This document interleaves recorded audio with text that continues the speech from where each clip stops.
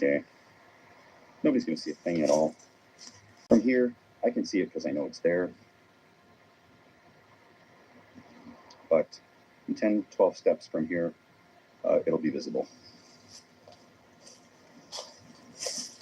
10 or 12 careful steps in the dusk, downhill, after one step, two.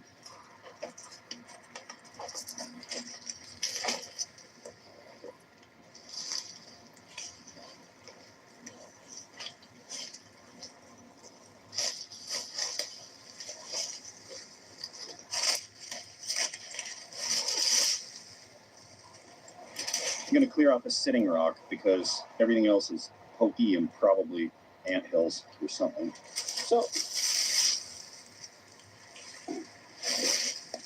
a fine little sitting rock. Aha. Right by my sitting stump, I've identified a huge hazard. It's an old fence. It's not hardwire, but it's a tripping concern. I just thought it was ivy. Great part of being colorblind, as you don't really notice rust in the ground here.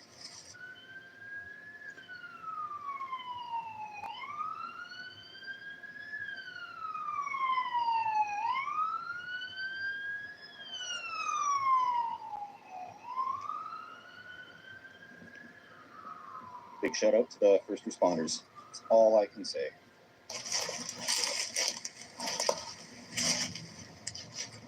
Just alone on my stone. I'm gonna move this to a different spot. This is annoying.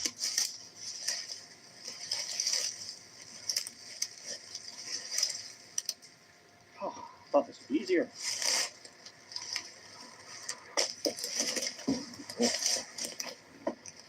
Anything heavy, I like to let gravity do the work as much as possible.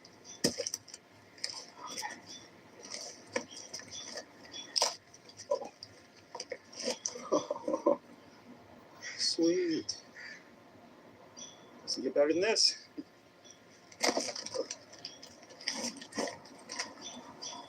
Those were going to fall off anyway. I packed in the right order today. It is starting to get a little chilly. Don't get a break. Sometimes it's just too hot, and an hour later, check time.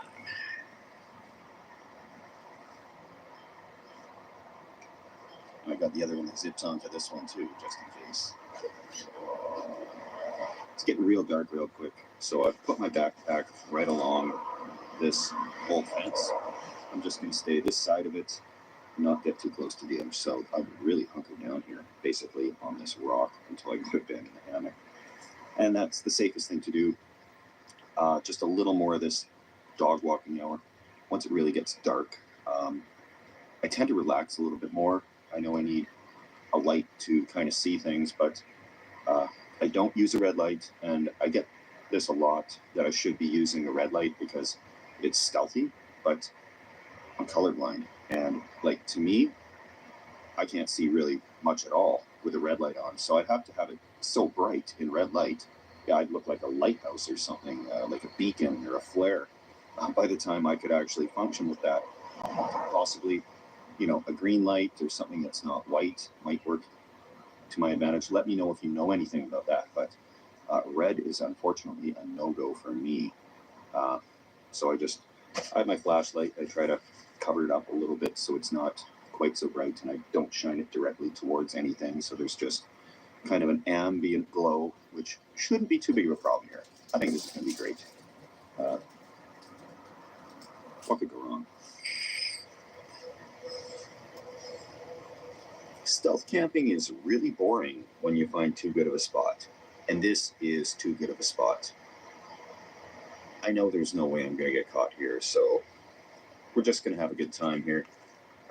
Cook some food, relax a little.